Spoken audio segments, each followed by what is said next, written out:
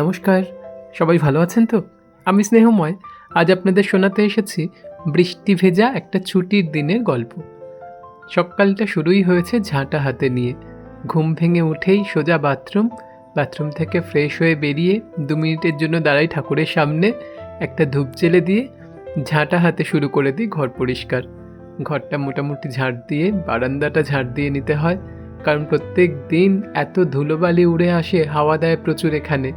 যেহেতু ফাঁকা চারপাশটা, সেই জন্য সেগুলো পরিষ্কার করে নিতে হয় সকাল সকাল। এই সপ্তাহে ৩ দিন পরপর ছুটি পাওয়া গেছিল, শনি রবি সোম। অনেক দিন থেকে একজন বন্ধু বলছিল হলদিয়াতে ওর ওখানে যাওয়ার জন্য। তো মোটামুটি ঠিক করে রেখেছিলাম যে এই সপ্তাহে তাহলে হলদিয়া চলে যাব। বহুদিন ধরেই বলছি যাওয়ার জন্য। ঝাড় দেওয়া হয়ে গেলে নিচে নামতে হয় জল নিতে। আমাদের খাবার ঘরে রয়েছে ওয়াটার পিউরিফায়ার, সেখান থেকে 2টো বড় বোতল জল ভরে নিলে পরেই মোটামুটি সারাদিনের রান্না খাওয়া চলে যায়। তো যাই হোক, যেটা বলছিলাম, হলদিয়াতে যাব বলেই ঠিক করে রেখেছিলাম, কিন্তু রাত্রেবেলায় কালকে জানতে পারলাম যে সেখানে যাওয়া সম্ভব হবে না। ওদের একটা কিছু পারিবারিক সমস্যা হয়েছে, সেই জন্য। তাই বাধ্য হয়ে এখানেই থাকতে হলো। সকাল থেকেই মেঘলা আকাশ, বৃষ্টি পড়ছে, আর তার মধ্যে নির্ভেজাল নিরুপদ্রব একটা ছুটির দিন কাটানো। আসলে আমার এখানকার বন্ধুরাও কিন্তু জানে না যে আমি রয়ে গেছি বলে। তাহলে হয়তো বিকেলের দিকে তারা কেউ আসতো বা আমি কোথাও বেরোতে পারতাম, কিন্তু এই জলকাদায় কোথাও বেরোতে ইচ্ছে করে না। দেখতে দেখতে 9টা বেজে গেল, হলদিয়া আসানসোল চলে এলো। এই ট্রেনগুলোই বলতে গেলে আমার প্রতিদিনকার সঙ্গী। মোটামুটি সবার টাইমিংও মুখস্থ হয়ে গেছে, কে কখন যায়। তারপর চা খেয়ে 1 কাপ নামি ফুল তুলতে। বর্ষা পড়ার সাথে সাথে ফুল ফোটা কিন্তু অনেকটা কমে গেছে, আর তারপরে কোয়ার্টার থেকেও অনেকজন আসেন ফুল তুলতে। সেই জন্য আমার ভাগ্যে খুব কমই জোটে। টগরগুলো কেউ খুব একটা নিতে চায় না, তাই কিছু টগর, কলকে, আর তার সাথে 2টো একটা জবা বেশিরভাগই সবাই নিয়ে চলে যায়। আর হাতের কাছে বেলপাতাও রয়েছে দেদার, নিজের ইচ্ছে মতো পেরে নিলেই হলো। তারপর এসে ব্রেকফাস্টের একটা চিন্তা। সকালের দিকে ছুটির দিনে নানা রকম হয় অবশ্য টুকটাক, কখনো চাউমিন, কখনো চিড়ের পোলাও, এই জাতীয় কিছু। তবে বেশিরভাগ দিনই কিন্তু মুড়ি বা মাঝে মাঝে ছাতু। সেসব খেয়ে নিয়ে একটুখানি ঘরের ঝুলগুলো ঝেড়ে নেওয়া। ছুটির দিনে এরকম নানান রকম টুকটাক কাজ থাকে। ঝুল ঝাড়া, সবথেকে বড় কাজ হচ্ছে কাচাকাচি করা, কারণ সারা সপ্তাহ ধরে যে সমস্ত জামা কাপড় পরা হয়, বিছানার চাদর ইত্যাদি, এগুলো কাচাকাচিও করে নিতে হয়। আর যেহেতু 1 সপ্তাহ আমি থাকি না, 1 সপ্তাহ ছাড়া ছাড়া বাড়িও চলে যাই, তাই অনেক কাজ জমে যায়। তার সাথে সাথে আজকে একটুখানি বইয়ের তাকটাকেও গুছিয়ে নিলাম।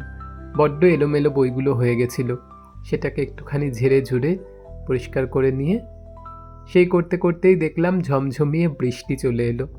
বর্ষাকালের এই একটা কিন্তু ভালো, এই দেখবেন আকাশ পরিষ্কার, আবার তার মধ্যেই কোথা থেকে এক ঝাঁক বৃষ্টি হয়ে গেল, আবার খানিকক্ষণ পরে বৃষ্টি থেমেও যাবে।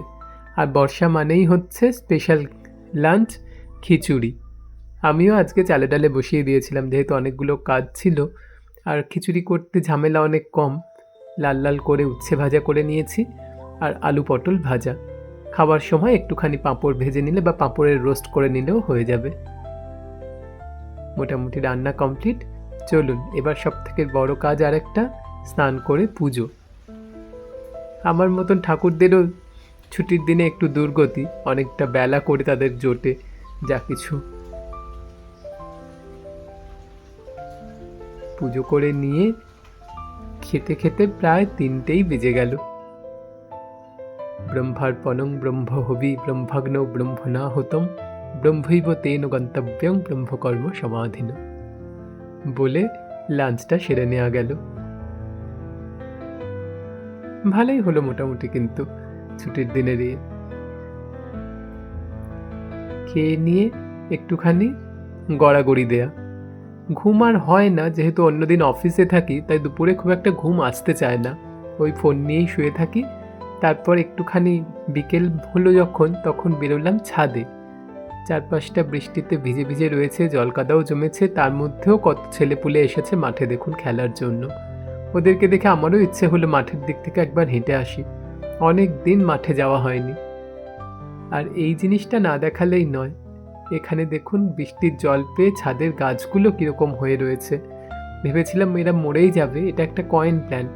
আমার বন্ধু টুকাই পদ্ম ফুলের গাছের অর্ডার দিয়েছিল অনলাইনে, এই গাছটা এসেছিল 6টা ছোট ছোট চারা, তার মধ্যে 2টো আমাকে দিয়েছিল। গাছটা যখন বড় হলো তখন এই রকম রূপ নিল, কয়েন প্ল্যান্ট। এটাকে ঘরে রাখার জায়গা নেই, তাই ছাদেই পুরো গামলাটা পড়ে রয়েছে। আর এখানে দেখুন, আমি তো ভেবেছিলাম এরা মরেই গেছে। শীতকালের পর থেকে একদম প্রায় শুকনো হয়ে গেছিল, আমি একটু একটু জল দিয়ে দিয়ে রেখেছিলাম। আর বর্ষার জল পেয়ে কি সুন্দর বেড়ে উঠেছে পদ্ম গাছগুলো। হয়তো ফুলও ফোটাবে, তখন আবার আপনাদেরকে দেখাবো। এদেরকে দেখলে আমার সব থেকে বেশি আনন্দ হয় ছাদে আসলে পরে। খুব সুন্দর লাগছে দেখতে। চারপাশে একদম ভিজে ভিজে রয়েছে, সুন্দর একটা ঠান্ডা ঠান্ডা হাওয়াও দিচ্ছে। আর সব থেকে যারা সুন্দর করে বেড়ে উঠেছে সেগুলো হচ্ছে এই কদম গাছগুলো। পুরো একদম ডালপালা নিয়ে আমাদের ছাদের উপর এসে পড়েছে বলতে গেলে। যেহেতু বর্ষা পড়ে গেছে, আর কদিন পর থেকেই কদম ফুলে ফুলে ভর্তি হয়ে যাবে। শান্ত স্নিগ্ধ সবটুকু। বৃষ্টি একদম সবাইকে স্বচ্ছ আর পবিত্র করে তুলেছে, যেন সব নোংরা ধুয়ে দিয়েছে। তারপর হাঁটতে হাঁটতে গেলাম জামবাগানের দিকে। ওইখানে ছাদ থেকে দেখে ইচ্ছে হলো যে একবার যাই, অনেকদিন যাওয়া হয়নি। কিন্তু এখানে ঢোকার দুদিকের যে রাস্তা আছে, দুটো রাস্তায় এমন কাদা কাদা যে ইচ্ছে করে না প্রত্যেক দিন আসবার ইচ্ছে হলেও। অনেকে ছোটোছুটি করছে, ক্রিকেট খেলছে, ফুটবল খেলছে, আর আমি হেঁটে বেড়াচ্ছি। এই যে সামনেই দেখা যাচ্ছে জাম গাছগুলো। এই জাম গাছগুলো কিন্তু সেই ছোট ছোট জাম হয়, যেগুলো আমরা কালো জাম বলি, সেরকম নয়। অজস্র জাম ধরেছে কিন্তু এখনো পাকেনি। এখনো সব গাছের জাম পাকেনি, একটা দুটো পেকেছে। মনে হয় সপ্তাহ 2 এখনো অপেক্ষা করতে হবে এই জামগুলো পাকার জন্য। হেঁটে হেঁটে গেলাম পাঁচিলের একদম শেষ প্রান্তের দিকটাতে। মাঝখান থেকে রাস্তা, আর দুপাশে সেই বাদাম চাষ করবার জন্য মাটিগুলোকে চষে দেওয়া হয়েছে। এই মাঝখানটায় দাঁড়িয়ে একবার গোল করে ঘুরে আপনাদেরকে দেখাই পরিবেশটা। কি অপূর্ব যে লাগে এখানটাতে। দূরে দেখা যাচ্ছে এই বাউন্ডারিটা, পাঁচিল, তার পাশ দিয়ে ইউক্যালিপটাসের জঙ্গল। আগে আরও অনেক বেশি কাজু বাদাম, আকাশমণি, এই সমস্ত গাছের জঙ্গল ছিল। ফরেস্ট সেভাবে রক্ষণাবেক্ষণও করে না, নজরও দেয় না। যে যার প্রয়োজন মতো প্রচুর গাছ কেটে নিয়ে চলে গেছে, প্রচুর গাছ ঝড়ে পড়ে নষ্ট হয়েছে। নতুন নতুন গাছ কিন্তু আবার জন্মায়ও এখানে, কিন্তু সেগুলো রক্ষা করার কোনো উপায় নেওয়া হয় না। আর আকাশটা দেখুন কি সুন্দর হয়েছে। মেঘ রয়েছে কিছু ছেঁড়া ছেঁড়া, আবার অস্তগামী সূর্যের আলোয় বেশ সুন্দর একটা লাল লাল আভাও হয়ে রয়েছে।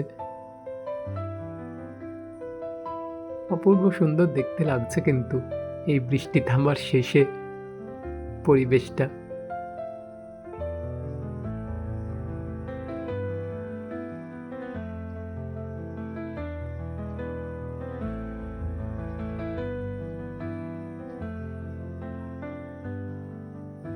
চারপাশে কেউ কোথাও নেই, মাঝখানে আমি একা দাঁড়িয়ে রয়েছি দিগন্তের মাঝখানে।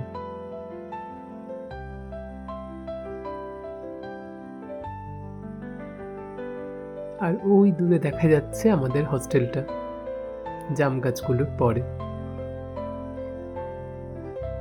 কিন্তু এখানে দাঁড়িয়ে দাঁড়িয়ে কাব্য করলে হবে না, আবার ফিরতে হবে ঘরে। মেঘ করে আসছে আর সন্ধেও হয়ে আসছে। পুরো প্রকৃতি কিন্তু এভাবেই আমাদেরকে সৃষ্টি করেছেন। ছোট ছোট কীটপতঙ্গ, পশু পাখি থেকে শুরু করে মানুষ পর্যন্ত সন্ধে হয়ে যাওয়া মানেই ঘরে ফেরার টান। জামেশ্বর বাবা একলা একলা থাকুন, আর আমরা ফিরি যে যার নিজের ঘরে। এই গাছটার দেখলাম জাম কিছু কিছু পেকেছে, আর পড়েও রয়েছে অজস্র, কিন্তু কুড়িয়ে নিয়ে মুখে দেওয়ার ইচ্ছে করলো না। কখন পড়েছে তার কোনো ঠিক নেই, ফেটে ফেটেও গেছে, দেখে খুব একটা সাহস হলো না। চলুন জাম দেখতে দেখতে আর একদিন আসবো জাম পাড়ার জন্য, তখন পারলে আবার আপনাদেরকে নিয়ে আসবো। এবার ঘরে ফিরি। আজ এই পর্যন্তই, খুব তাড়াতাড়ি ফিরবো আরেকটি নতুন ভিডিও নিয়ে। ততক্ষণ সবাই খুব ভালো থাকবেন। ধন্যবাদ।